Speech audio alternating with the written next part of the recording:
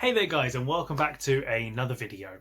So today we're going to be having a look at my language goals for 2021. So actually this is the second time I recorded it. I did one a couple of days ago, and then when I was watching it back I realised I actually didn't really talk about my goals very much. I just was rambling on. So I decided to have a look at it again and go into a bit more detail of exactly what my goals are and how I've assessed them and that kind of thing. So let's get into it.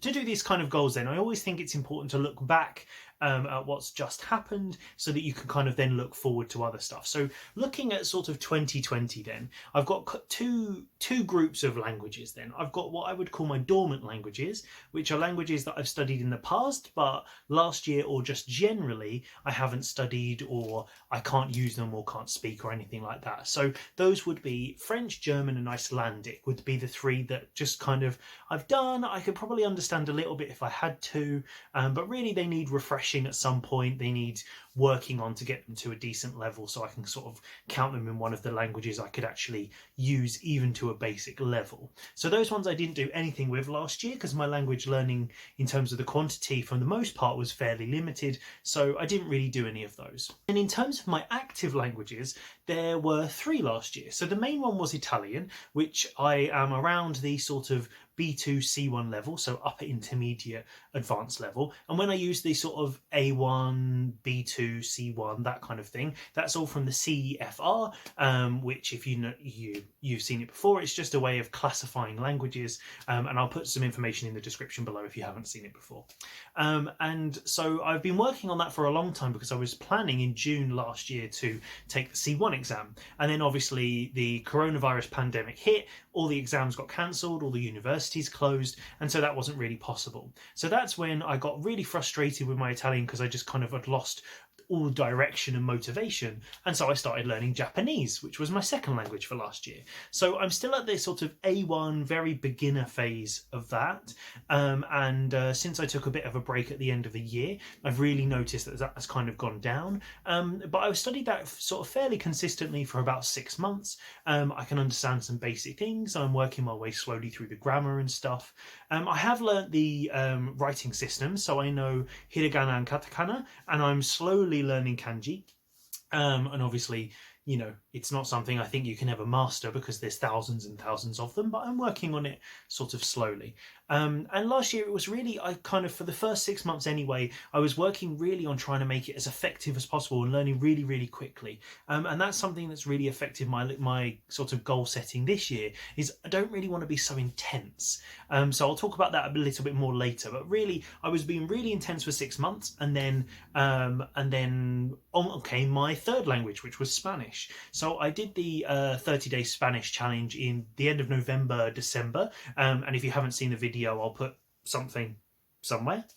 And basically, so that was when I did that, I didn't have any time to do any other languages, so I completely put them on the back burner, just didn't do any study, and I just had that intense Spanish period. I would say my Spanish is at quite a good level. I've actually recorded a video assessing my level in detail, so if you want to find a little bit more about that, then you know, keep your eyes peeled for that one.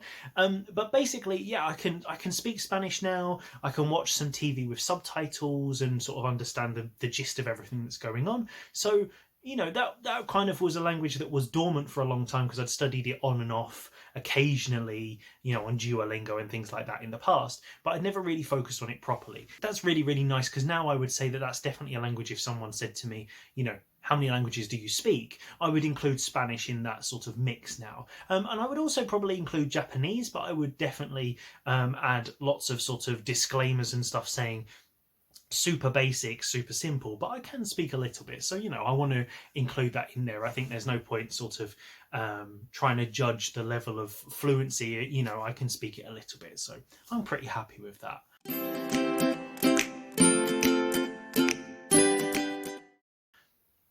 So when it comes to my language learning for this year coming, it's going to be a bit of a strange year because obviously the pandemic's still going on, so we don't really know what's going on week to week. Like as I speak right now, we're in our third national lockdown in the UK, and obviously I hope everyone, you're all doing okay wherever you are in the world. And so it's really hard to kind of plan long term like I would have done in the past, where I would maybe try and make a plan for 6 or 12 months and really know that not a lot is going to change really. So to be honest, my plan is kind of a little bit more vague in terms of what I'm actually going to be doing, and it's more just kind of a general idea of things I need to do for my life in general. So really, I've kind of got two main aims. The first one is to be more relaxed, and the second is to be more organized. And I don't know whether they come hand in hand or they sound like opposites, but the idea is I want to be a lot more organized and prepared, so I have things ready further in advance and I have a bit more stuff done ahead of time, but also be more relaxed in case if I don't get to things I want to do. As long as I'm getting the essential stuff done, the essential work, the essential language stuff and life things, then I need to sort of take it easy on myself, because I can be really hard on myself generally, and that sort of, then I start getting to the thing where I start feeling really guilty, and especially when I've been doing loads of intense stuff, I get to that stage where if I decide to sit and watch a film, I'm feeling guilty because I'm not watching it in a language that I'm learning, or I haven't done any grammar exercises that day and I had an evening off and I should have spent that time, and panic. So I'm really trying to avoid that this year. And the main reason for that is because we are expecting our first child in April. So it's going to be a time where I really can't be stressing about that kind of stuff, because I'm going to have a little life to look after. So in terms of, that's really my life goals actually for this year. But in terms of how that translates into language learning, it's going to be very much trying to be organized in terms of having a resource list. So I've started working on this on Notion, which I think is quite a popular organizational tool at the moment, but I'll include some information. And basically I've created just a single page and 3 different tables, which are for each of the languages I'm going to be learning this year, which is Japanese, Spanish and Italian. And then I've just been putting together a resource list of books, of websites, of YouTube channels, of Netflix series, of anything that I could use to study or use the language or anything like that. So then when baby finally arrives, and I don't have a huge amount of time to be sort of sitting down and working out, what am I going to do today? I can quickly refer to that list and say, I want to read a book. And that's what I can do at the moment. So I can look down the list and go, oh yeah, I've got that book. Because I was going through my cupboards the other day and I found some stuff like this. So I always pick up these little books from charity shops, of like anything I can find with languages. And so I found this one. I've got a series of them actually I managed to find in different charity shops, where this one's Spanish. And it turns out it's a really detailed, full grammar book. So it's a little old-fashioned, it's the really old style, you can even see from the colour of the paper, but it's stuff like that I forget I even have. So when I'm sitting down to do work or to do study, I'll always tend to do the same stuff. So I'll just use the same websites, I'll use YouTube, but then I don't remember that I've got all of these phrase books and dictionaries and all these other language books that I could be making use of, and I could be trying to sort of add a little more variety. So it's one of those things that if I have that on my list, which I have on my list right now, then when I sit down and go, I want to do some grammar, then if I have only got access to my phone, I can go to the grammar exercise websites that I've saved.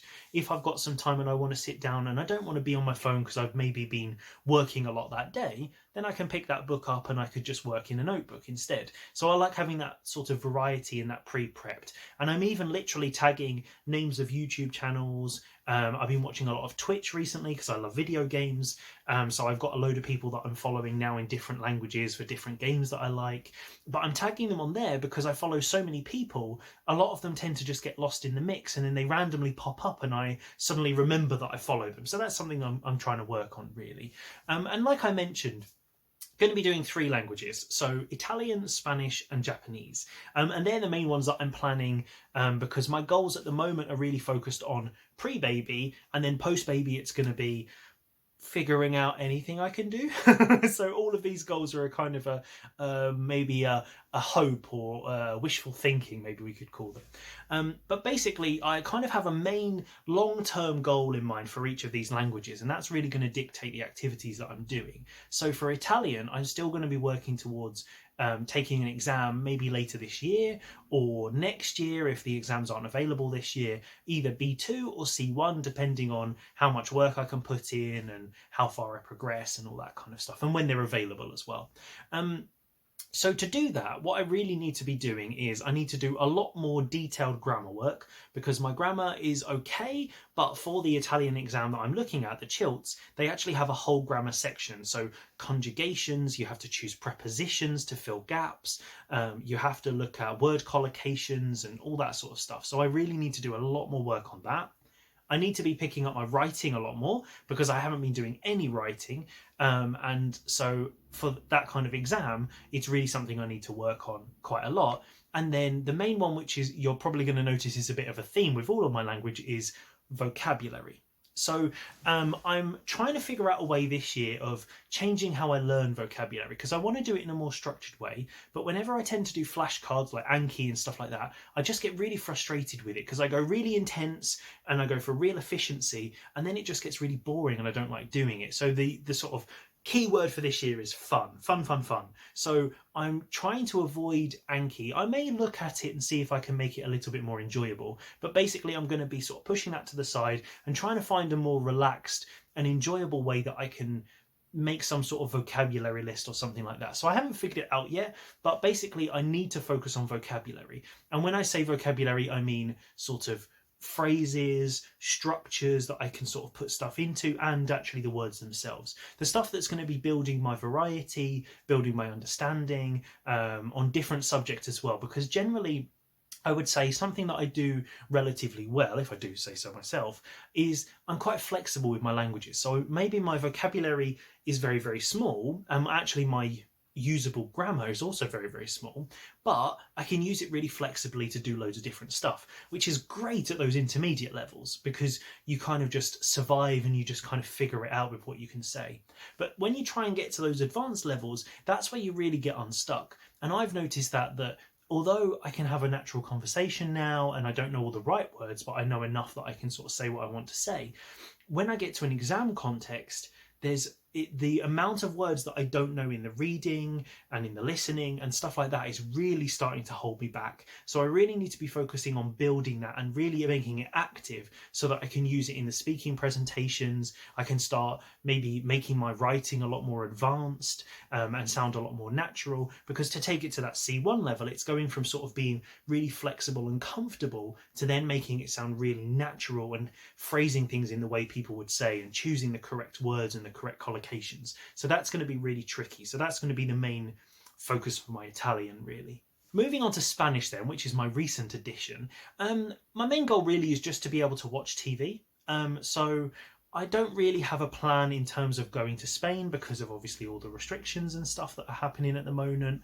And I'm not really planning on taking an exam. I'm only doing it with Italian because I've been doing it for so long and I'd set the goal before, so I really feel like I still need to tick that off.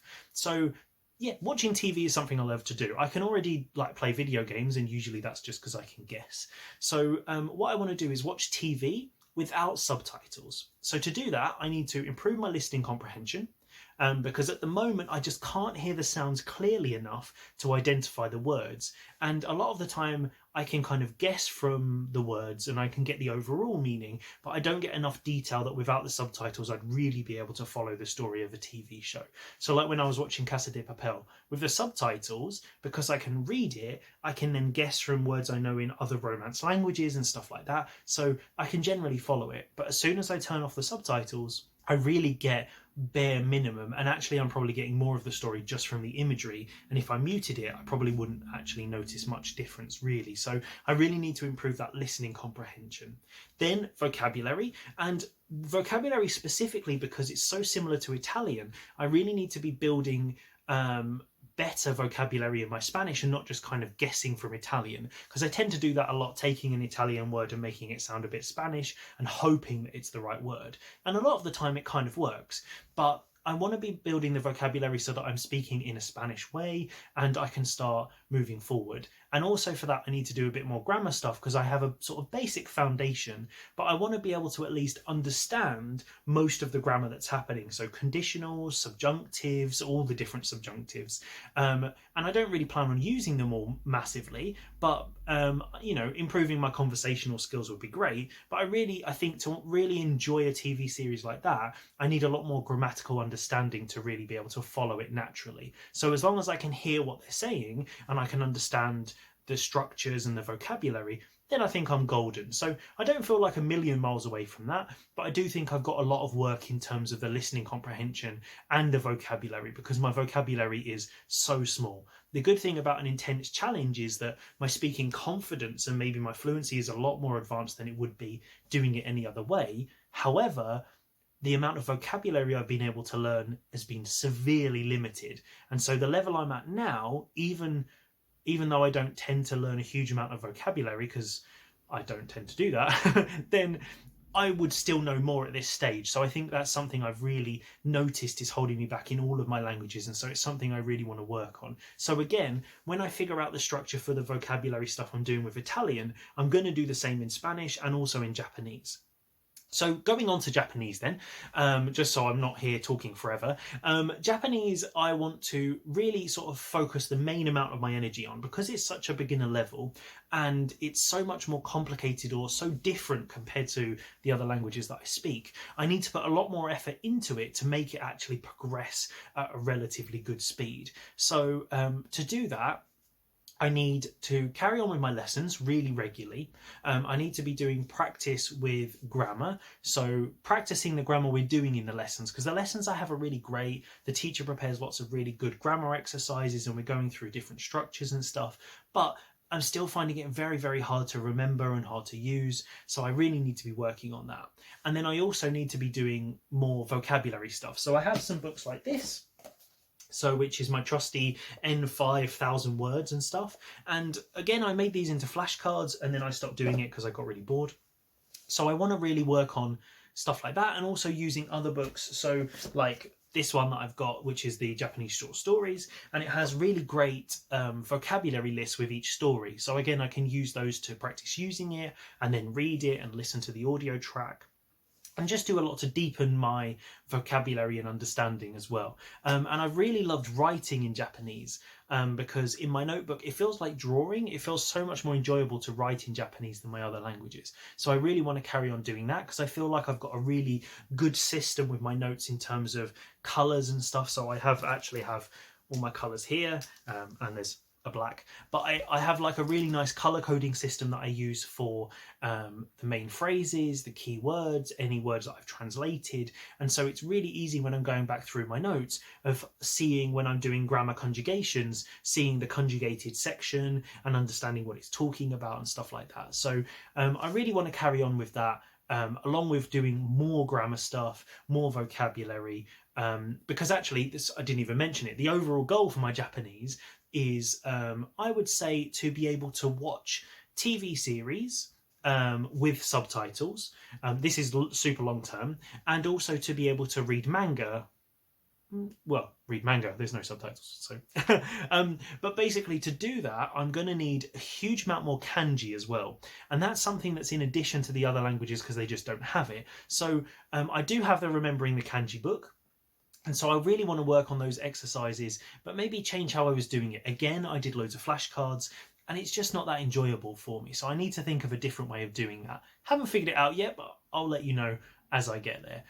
But basically having that kanji will just mean that I'm not having to always rely on translating them, because it's, although people say you don't have to know it straight away, and you don't, and a lot of the textbooks are really helpful with the furigana and stuff like that, so it's great. But to be honest, I've noticed when I'm watching a TV show or when I'm reading a manga, even just the simple expressions, there's so many kanji I don't recognize, I can't even guess what they mean, that I'm just stumped. Even with the furigana, okay, I can read them, but that doesn't help me. It doesn't help me actually move forward. So then I'm constantly having to translate everything. And if there isn't furigana, then I have to go and find out which pronunciation of the kanji it is in that particular phrase.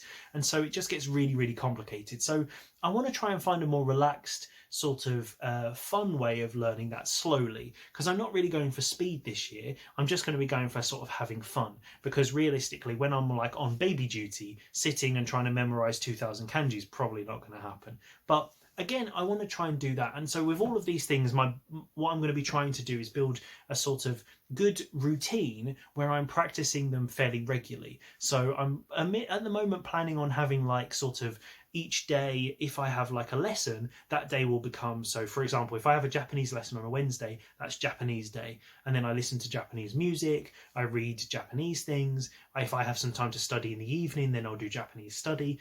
But you know, I'm not going to be too rigid, and that's again with not being guilty, not feeling guilty and stuff like that. I don't want to be beating myself up if I don't follow a rigid plan. So it's just really going to be about being relaxed, enjoying using the languages, and then further down the line, if I get time to do some more language challenges, pick up some new languages, which I really would love to do. I'd love to pick up one new language this year, and just sort of carry on building it, because I love finding the new ones and making the connections. So I might do it with one of the languages that I've got, like the dormant ones, or I might do it with something completely new, but I haven't decided yet. I think at the moment, the challenge of learning 3 languages at once, which I've never done before, is probably going to be enough.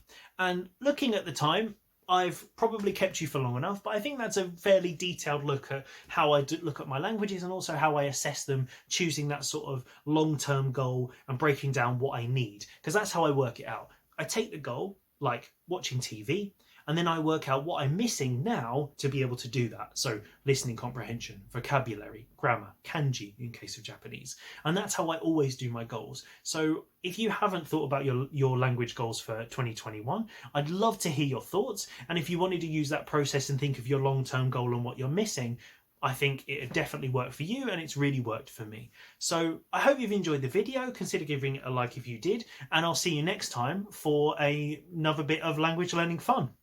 Until next time.